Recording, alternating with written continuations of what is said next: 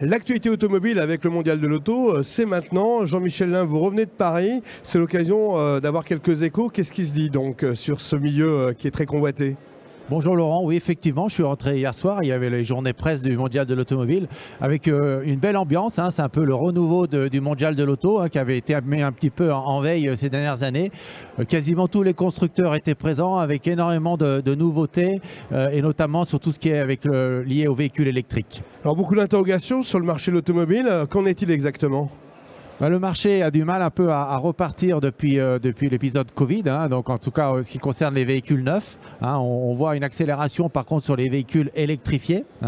Et par contre on a une bonne tenue du marché des véhicules d'occasion qui lui a une bonne dynamique, puisqu'il faut rappeler qu'en France il se vend 3 fois plus de véhicules d'occasion que de véhicules neufs. Alors le véhicule électrique, tout le monde en parle, c'est un choix politique.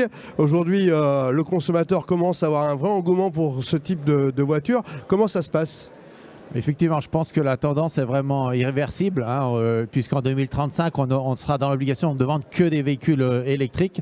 Et on voit que la part du mix en électrique progresse d'année en année, malgré qu'il y a un petit peu de stabilité, là, compte tenu à mon avis, il y a encore quelques freins aux véhicules électriques qui sont en train d'être résolus, comme les infrastructures de recharge, le prix du véhicule, les prix sont en train de baisser. Donc je pense qu'il va y avoir une accélération sur les véhicules électriques. On parle beaucoup de mix énergétique. Il y a l'électrique, il y a l'hydrogène. Vous avez une centrale juste à côté de vos concessions à Chambéry. Qu'en est-il exactement ? C'est vrai qu'on a un peu du mal à pouvoir visualiser exactement ce que sera le mix énergétique dans les 4 à 5 ans. Parce que je pense qu'il y aura environ 50% de véhicules électriques. Alors, électriques à batterie et électriques à pile à combustible, effectivement, hydrogène.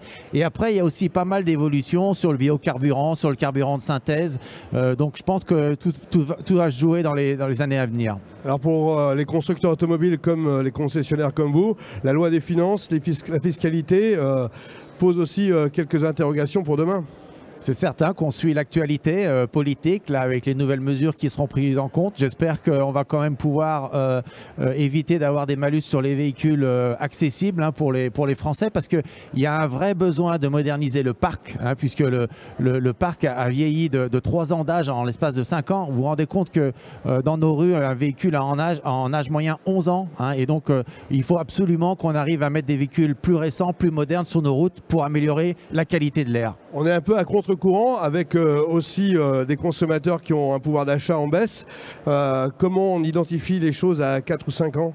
Justement, il faudrait que nos pouvoirs politiques mettent en place des actions pour justement qu'on puisse vendre des véhicules plus récents, même des véhicules d'occasion, puisqu'un véhicule d'occasion de 2 ans d'âge pollue 10 fois moins qu'un véhicule qui a 15 ans. Donc l'objectif, à mon sens, est vraiment de rajeunir le parc automobile.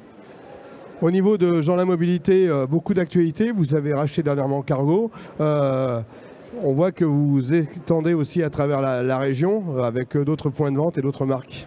Oui, on a entrepris un gros programme de diversification depuis plusieurs années, puisque le souhait, c'est vraiment de passer d'un statut de concessionnaire, de vendeur de véhicules à vraiment un véritable fournisseur de solutions de mobilité. Ce que nous faisons avec nos filiales comme SOWAT pour équiper nos clients de bornes de recharge électrique, ou Cargo, puisqu'on se rend bien compte qu'aujourd'hui, la clientèle souhaite beaucoup plus de modularité dans l'usage de son véhicule. Et pour louer un véhicule 2 jours, 3 jours, 1 mois ou 6 mois, il faut répondre à ces nouvelles attentes. À voir l'évolution de votre groupe, on a l'impression que vous êtes passé de l'automobile à la mobilité. Vous le dites d'ailleurs dans la signature Jean La Mobilité. Ça va vous emmener où ? Les bornes, les voitures électriques.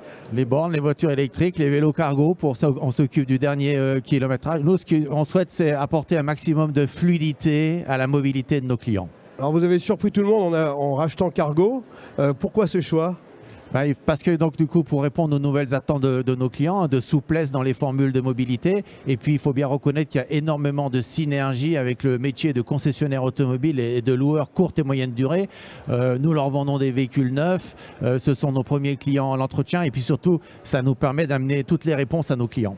Dernièrement, vous avez inauguré sur la couronne grenobloise une nouvelle concession, on va dire dernière tendance. On a toujours envie d'aller en concession aujourd'hui, choisir sa voiture ? Oui, c'est important hein, qu'on puisse. On revient justement un peu sur les fondamentaux, les basiques.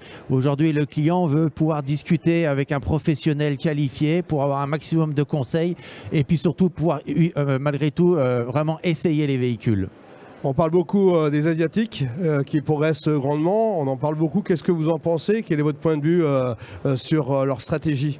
Les Asiatiques sont déjà présents depuis longtemps en Europe. Hein. Là, je pense que vous faites plutôt référence aux véhicules chinois. Hein. Donc là, c'est certain qu'il y a une grosse offensive des Chinois sur le marché européen. Moi, je pense qu'ils vont prendre rapidement de parts de marché assez importantes. Qu'est-ce que recherche un consommateur en 2024? Il recherche du conseil, il recherche la vie facile. En fait, le consommateur, pour sa mobilité, il recherche des solutions sans souci, sans contrainte et au meilleur coût possible. Un mot sur votre groupe? Combien de collaborateurs aujourd'hui? Combien de sites? Donc nous sommes sur 9 départements, hein, 2500 collaborateurs, dont 250 jeunes en formation. Hein, c'est important pour préparer les métiers de demain parce qu'on a les métiers en pleine évolution. L'année dernière, ça a représenté 40 000 ventes véhicules neufs et véhicules d'occasion. Quelles sont vos ambitions prochaines? Nos ambitions, c'est de rester proche de nos clients. Ce qui nous focalise et ce qui focalise toutes les équipes, c'est vraiment l'expérience que nos clients peuvent vivre dans nos affaires. Merci Jean-Michel Lin. Merci Laurent.